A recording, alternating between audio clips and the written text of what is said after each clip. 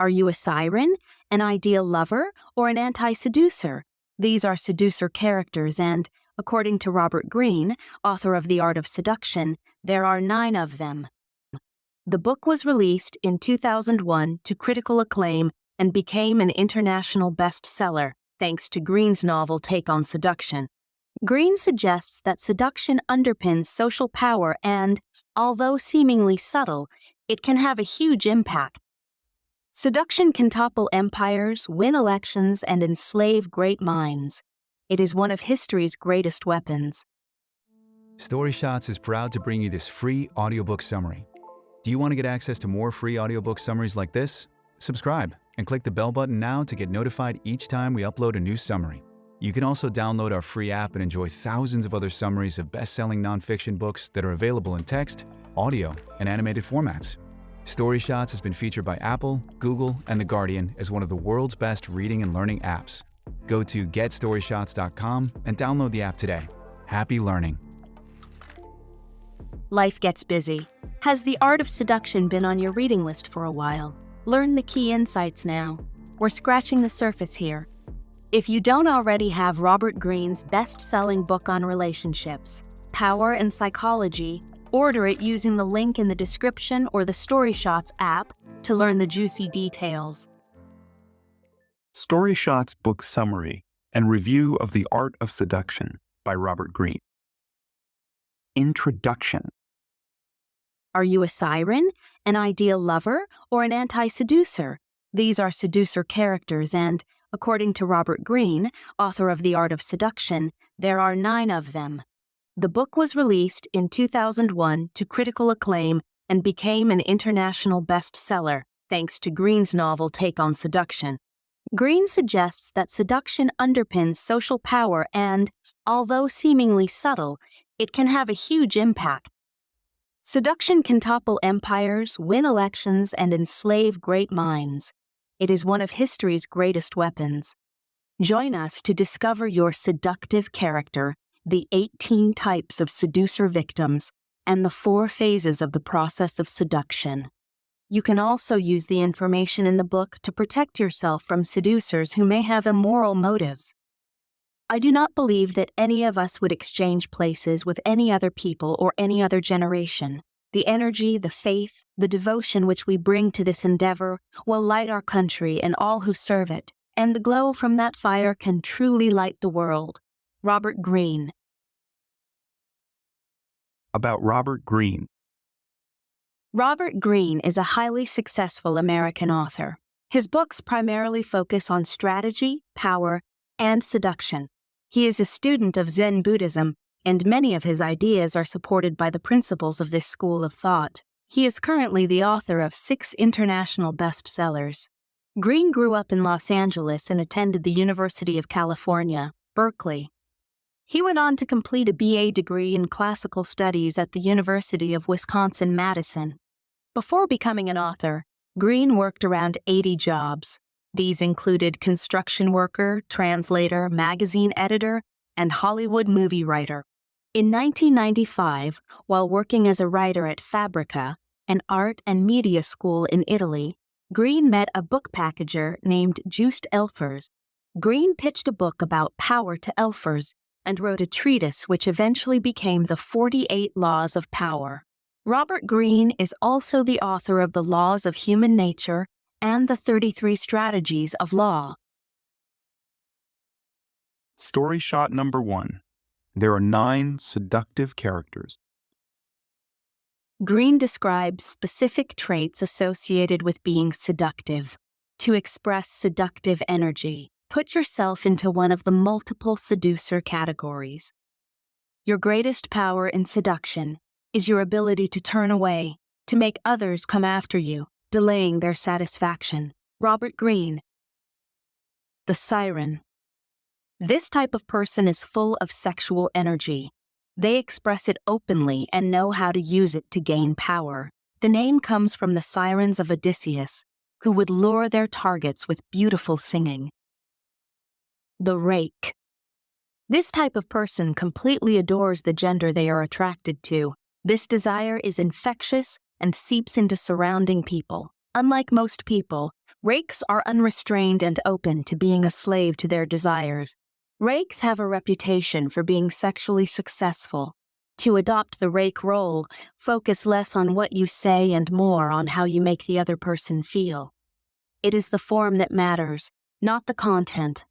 Also, let yourself go and get lost in sexual moments.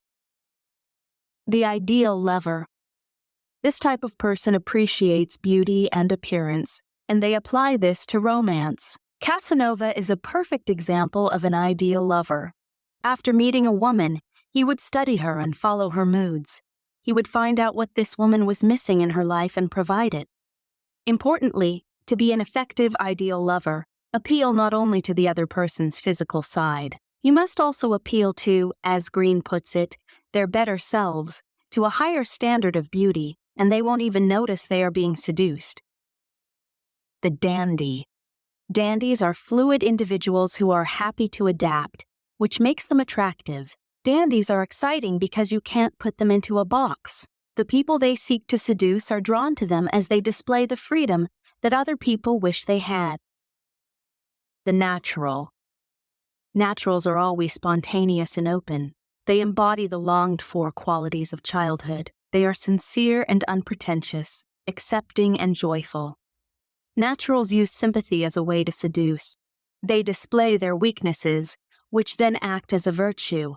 People feel sympathetic to naturals and want to protect them romantically. The coquette. This type of person is always self-sufficient. They do not need you, and that makes you want them more. People who are easy to seduce are not attractive. As humans, we like a romantic chase. Coquette's most significant strength is how they can delay gratification. The charmer. Charmers will always want to know how they can please you. They are effective at satisfying as they are also very social. They will not argue or fight with people, but charm their way out of difficult situations. This makes charmers naturally pleasant to be around. The charismatic. Charismatics display elusive confidence, as they are highly intense yet detached. This combination of features means people think charismatics know what they're doing. Charismatics are theatrical and uninhibited. They are the life and soul of the party, and everybody loves them. They believe in something and aren't afraid to tell people. Charismatics are also willing to be vulnerable. This vulnerability makes them lovable. The star. Stars are the most mysterious type of seducer. They seduce people by offering them an escape from the difficulties of life. They promise fantasies and dreams, as well as guaranteeing the world. Stars make sure they are vague and ethereal. They try to keep their distance and, instead of giving people what they want, they let people imagine it. Story shot number 2. Don't be an anti-seducer. Try to persuade a person by appealing to their consciousness, by saying outright what you want, by showing all your cards, and what hope do you have. You are just one more irritation to be tuned out. Robert Greene. Anti-seducers repel others. There are many types of anti-seducer, but they all have one thing in common: insecurity. We need to notice if insecurity is creeping into our behavior and remove it. If we can block our insecure thoughts and make sure we don't act them out, we will instantly become more seductive. Here are some types of anti-seducer that you might have come across. The brute. They only want one thing, and they won't wait. These people are arrogant and obnoxious. The suffocator. They are clingy and over the top. They don't even know who they are, let alone who you are. This doesn't stop them from suffocating you. The moralizer. They show no independence in their thoughts. They drop their morals to do whatever you want them to do. The tightwad.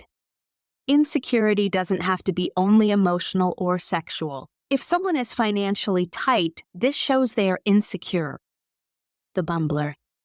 They are nervous when talking and make others feel uncomfortable. The windbag. This person loves the sound of their own voice. They don't ever listen to you and won't shut up when they should. The reactor. This person reacts terribly to being challenged. The Vulgarian. This person doesn't work hard to seduce you. They expect they have already won you over before putting any work in. Story shot number 3. There are 18 types of seducer victims. People are more complicated than the masks they wear in society. Robert Greene. If you can understand the different reactions to seduction, you will be better equipped to seduce people. You must identify the true person behind their appearance. A person might display themselves in a certain way, but want to be seduced by somebody who can challenge this. The most important thing to remember is simply never seduce your own type unless you're a floating gender. The reformed Rake or Siren. These people were once the seducers. They were extremely successful sexually, but they eventually had to give up this lifestyle. All you have to do with this type is cross their path, allowing you to seduce them. However, make sure you act like they are the ones doing the seducing. The disappointed dreamer. These people were introverted children, delving deep into fantasy books and popular culture. Because of this, they often have significant pent-up passions to release. They have great imaginations, so if you drop a hint, their mind will run wild. The pampered royal. These people were spoiled rotten when they were younger. They are sitting around, waiting for their Prince Charming. They are searching for the one person who can give them what they crave. To seduce this type, provide many distractions, like new places to visit or novel experiences. The new prude. Prudery isn't just about sex. A prude is somebody who worries about their appearance and doing things outside society's norms. However, deep down, they are excited by doing naughty things and naughty people. You can start seducing the new prude by letting them criticize you. The crushed star. These people were once the center of attention, but are not any longer. You can tell a crushed star by how they respond to attention in social settings. If they suddenly perk up when given the limelight, you know they are a crushed star. To seduce them, tap into this by giving them your full attention. The novice. The novice is especially curious. They are innocent yet interested in opportunities to be less so. To seduce a novice, mix your qualities. You want to be playful but with childlike innocence, sinister yet romantic. The conqueror. Conquerors have a remarkable amount of energy that can be difficult to control. Conquerors might appear shy and reserved, but you can tell a conqueror by their work and relationships. They love a chase, so try to be a little challenging to conquer. The exotic fetishist. We're all interested in the exotic. However, the exotic fetishists take this to the next level. All their life choices seem to revolve around exoticism. They often love to travel, adore music and art, and have a rebellious streak. The best way to seduce them is to become exciting and exotic yourself. The drama queen. Drama queens love drama. If there isn't drama in their life, they will be bored. You sometimes have to start minor arguments with these types to keep them interested. The professor. Professors analyze and criticize everything. They are highly intelligent and think about even love or sex logically. However, they want to be free of their mental prison and yearn for pure physicality and passion. The beauty. The beauty gains power based on their appearance, but this also offers a source of unhappiness. They are constantly worrying about their power, which diminishes if they lose their beauty. To seduce a beauty, validate their looks and intelligence. Distract them from their insecurities and let them chase you. The aging baby. This is the type of person who has never grown up. They want somebody who can act like an adult figure. To seduce them, you must appear responsible and not criticize their behavior. The rescuer. These people have fantastic empathy. They listen well and want people to open up and talk. To seduce them, exaggerate your weaknesses. Don't do this through overt words or gestures. Let them sense it. The roue. This type of person has experienced many pleasures in life. They probably have lots of money and might still be wealthy. They love the young and innocent. To seduce them, try to appear innocent and resist their advances at first. The idol worshiper. These people are not satisfied being by themselves, so they search for somebody to worship. Idol worshippers often pour their energy into a cause or religion. To seduce them, you need to become the object of their worship. A good way of doing this is to adopt their passions. The sensualist. Sensualists have overreactive senses. They are often quite shy and reserved. To seduce them, take them to beautiful places and pay attention to detail. The lonely leader. Leaders are treated differently from other people. This can impact their personalities and what they want. They are looking for somebody who will act as their equal or even superior. Being blunt with them will come across as being genuine. The floating gender. These people dislike the burden of distinct genders. They are searching for somebody who thinks along the same lines. Be welcoming and show them they can relax around you and be whoever they want to be. If you are not a floating gender yourself, you should not pursue another floating gender. Seduction is a game of psychology, not beauty, and it is within the grasp of any person to become a master at the game. All that is required is that you look at the world. Robert Greene. Story shot number 4. The first phase of the seductive process is separation, stirring interest and desire. This is the end of part 1 and the free shot of this book. Thanks for listening. Get the full text and audiobook version on the StoryShots app. Which one of these key insights would you put into practice? Let us know by sending us a tweet to StoryShots. To dive into the details, order the full audiobook for free using the link in the description or the app. Did you like the lessons you learned here? Share to show you care or let us know by contacting our support at support@getstoryshots.com. We'd love to hear from you. Did you like this audiobook summary? Click the like button now to support our channel. If you don't want to miss out on new free audiobook summaries, subscribe and click the bell button. You can also download our free app and enjoy thousands of other summaries of best-selling nonfiction books that are available in text, audio, and animated formats.